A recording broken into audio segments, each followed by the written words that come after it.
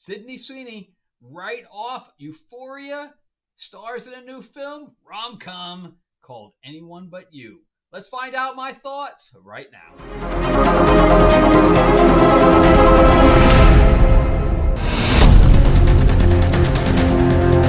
Thank you all for joining me right before New Year's.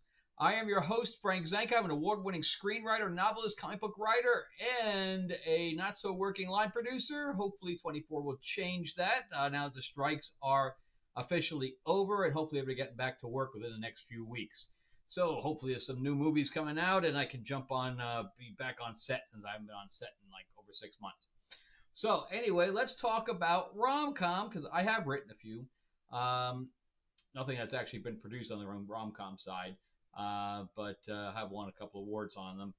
But let's talk about Anyone But You.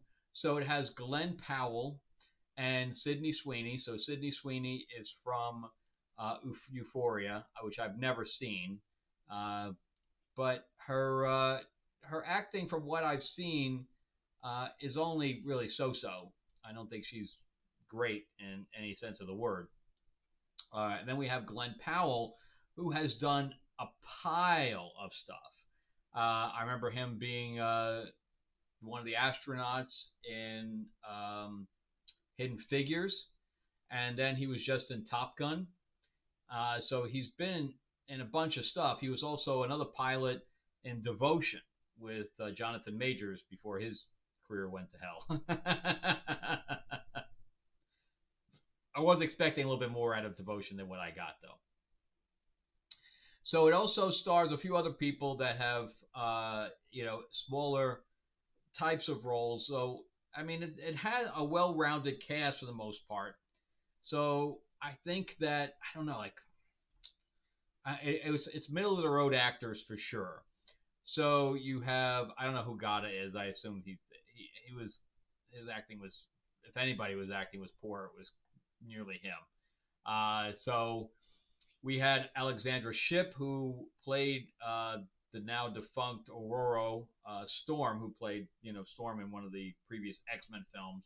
That whole iteration is now defunct.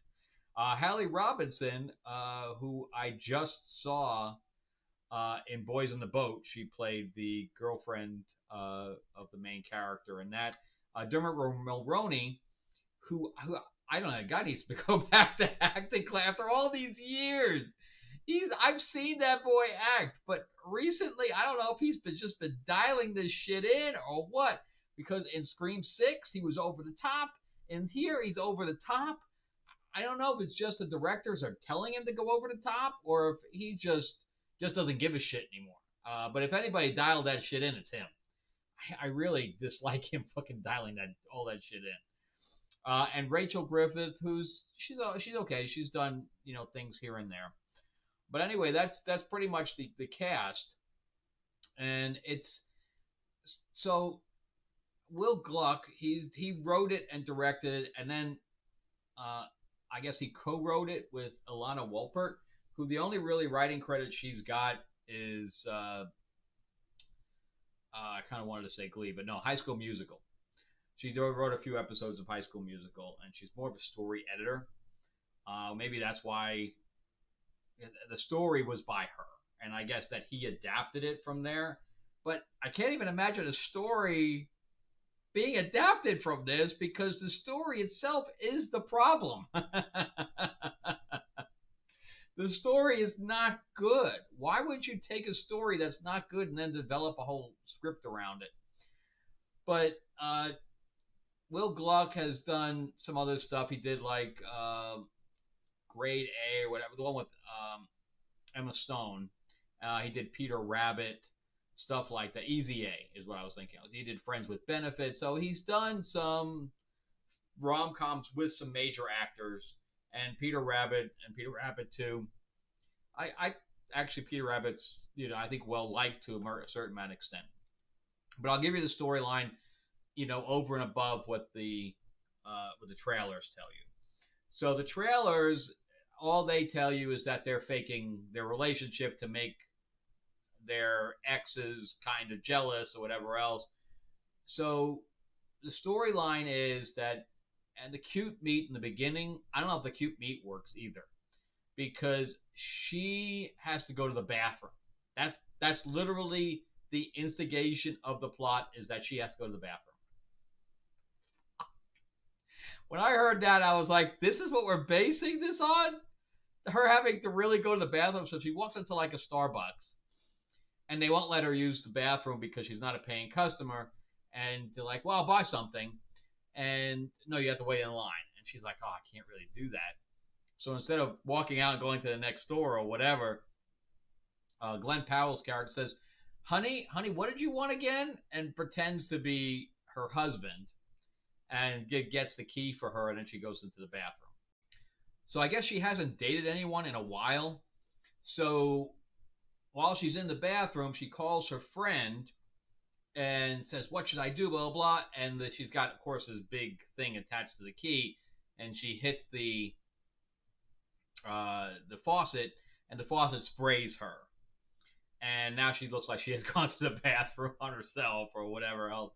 And this is the only part in the beginning that I thought was funny, was that she literally had to take her pants off and put it on the dryer.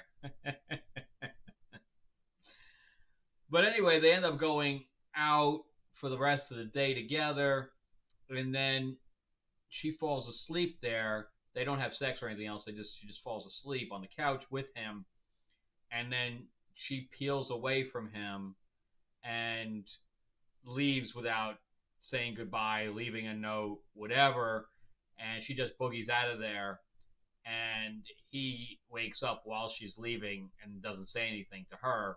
She doesn't even know he's awake, and he gets pissed that she just left.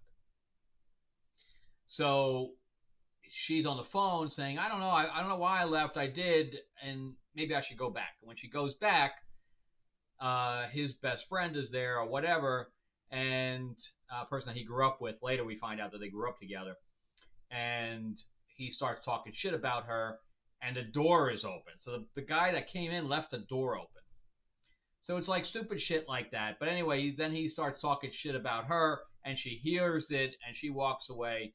She doesn't call him again. He doesn't call her again, and we don't hear anything again, and until it's like 6 months later.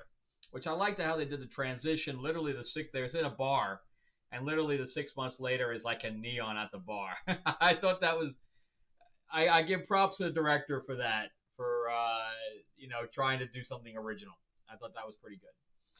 So the whole thing, and I also was heard that this was about Much Ado About Nothing, which is a Shakespeare play, and there are pieces that have the Shakespeare words and stuff like that, kind of middle between the scenes.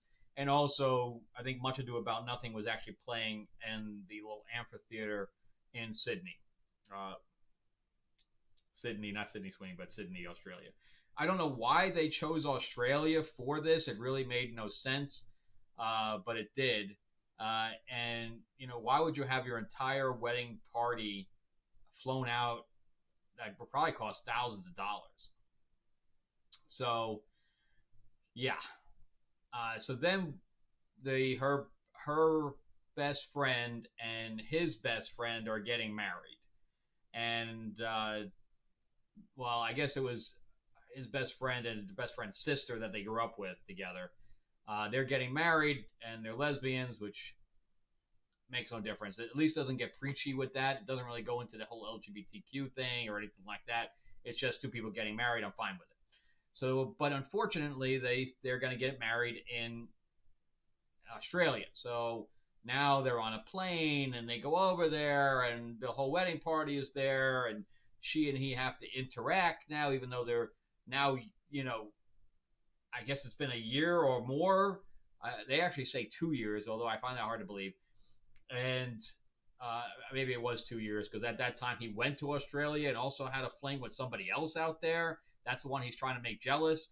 Meanwhile, it has to be 2 years later, because she was also engaged to someone who was also there. And I think he was from Boys on the Boat or something like that. The other guy. Oh, no, he was from Gran Turismo. And so they're out there, and she doesn't want to be with that guy that her parents are trying to set her up with again, and the one he was supposed to be married to, and she thought he was too perfect. I don't know, it was really weird. And meanwhile, we have this back and forth with them, but the whole thing stems from them not communicating, right? They didn't communicate with one another, so they harbored this animosity, and then it sticks with them all the way through. Even after they kind of explain to each other why they did what they did, it blows up again, and then we have all the stuff going wrong in the wedding itself, and then we have to see Michelle Hurd, and she's from Star Trek, Blind Spot, and if there's any actor I totally despise when they come on the screen outside of uh, Hammer there, Willie Hammer there, Army Hammer. I despise him too. Whenever these two people come on screen, I kind of throw up in my mouth a little bit, and I really wish people would stop using. Like Army Hammer comes, I guess he can play a good villain because when I puke in my mouth, at least it's for a reason that I don't like him. I don't like the part he's playing or whatever. He was okay in Death of the Nile because he was playing kind of a pukey guy. But Michelle Hurd to me is an awful, awful actress. I mean, she is god awful. I don't know how she keeps getting these roles. And she was awful in Blind Spot. She was god awful in Picard, and I really wish he would stop. I hate to throw somebody's career under the bus here, but I really wish that she would stop thinking of the career. I cannot stand her. So yeah, so her and Army Hammer need to pick new careers. But anyway, so the movie is not very good. The interaction There are some of the interactions between the main actor and I heard she was gonna start playing Spider Woman, the second Spider Woman. I don't know. Sydney Sweeney, she's pretty sometimes, and she's got a banging body, that's for sure. But her acting is only so-so. Glenn Powell, I think, is better. But some of the quirks that they gave him didn't really work. I didn't really believe it. Like they say that he can't swim long distances. Meanwhile, he's built like a brick shithouse. I don't know. Um, there is a little bit of nudity in it. There's definitely dresses that are low. So at least there's stuff to look at. So the movie's not really boring. It just kind of is insults your intelligence because a lot of the plot points you're like, really this is how we're going with this. We really have to buy this. So, and I think that's the biggest problem with this is that so the acting is only okay and bad at times, and the plot points have you going, and you still have to go with it. So they're all trying to set them up. So they're all kind of making really bad conversations in the back, trying to push them together because they don't want them ruining the wedding. I didn't buy any of that. I didn't buy any of it. And they do it multiple times, so it's not.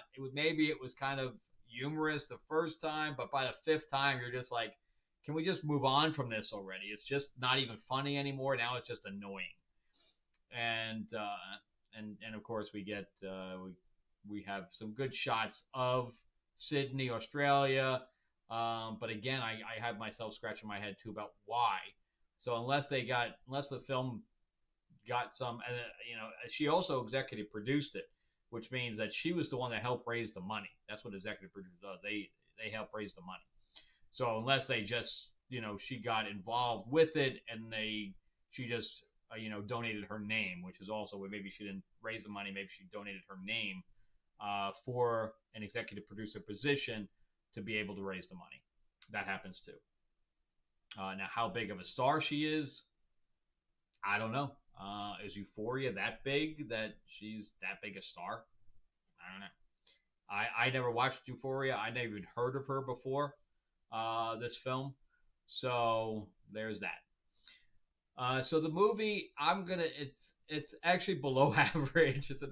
There are plenty of other rom-coms that are a lot better. They actually do the Harry Met Sally thing.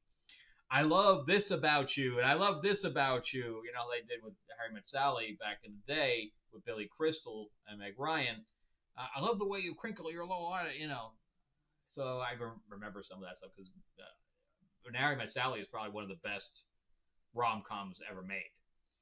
And but anyway, so it's okay if you have nothing to do and you have like a date night situation. That it might be a good movie to see if you're like doing a date night thing. But just going to just enjoy a film, probably not. There are plenty of other movies out that are far better. All right, so I would probably give this probably a 4.5 out of 10. It's below average. The writing is subpar. The acting is subpar. So, but the nudity is good.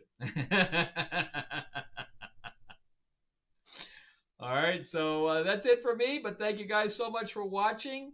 And remember that I'm going to have late pledge for Lords of LA, my vampire mob in the 1950s, which was my comic. If you're interested in Iron Witch or some of the other stuff that I've written, I'll put a link below. It's on Amazon, or you can pick it up at destinyrora.net. But I'll put a link in the description below if you want to read anything that I've written. And also, we're doing a card game right now. Me and Mark Spears, he does comic covers for Spawn and things like that. We're doing a classic monsters card game, so I'll put a couple of those up. We just finally got the graphic design in for the card layout. All right, but everybody have a happy new year. I don't think I'll be seeing any of the movies or doing other videos for the next couple of days. I might be doing a comic one. So if you like comic reviews and movie reviews, please subscribe. I am trying to grow the channel out, and I'll see you guys on the next one. All right, have a good week.